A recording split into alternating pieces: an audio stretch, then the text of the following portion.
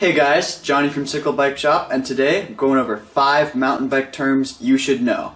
Number 1, travel. So suspension travel is how much your fork or shock can compress. These cross-country forks here are 100 millimeters of travel. Travel is always measured in millimeters.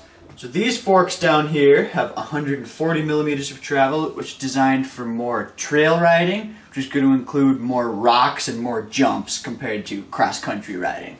Term number 2 that you should know, bonk. So bonking happens when you've been riding and for whatever reason you just run out of energy. Most times it can be improper nutrition and it just feels like you've hit a wall and it sucks.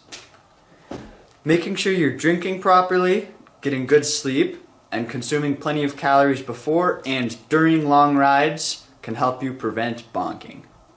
Term number 3 that you should know, full squish. When somebody says a bike is full squish, or refers to a bike as a full squish, they're talking about a full suspension, which is a bike that has a suspension fork in the front and a shock in the rear.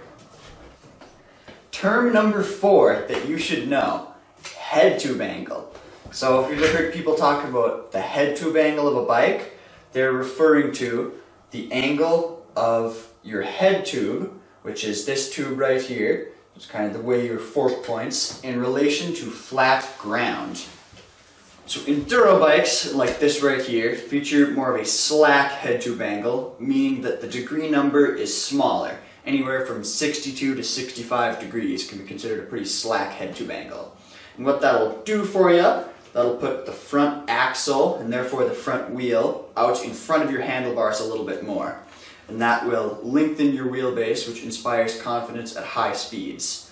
Enduro bikes are a little bit more suited towards downhills when compared to cross-country bikes, which are suited for climbs and flats. So having that slack head tube angle on there ensures that you have plenty of stability at high speeds when you're descending.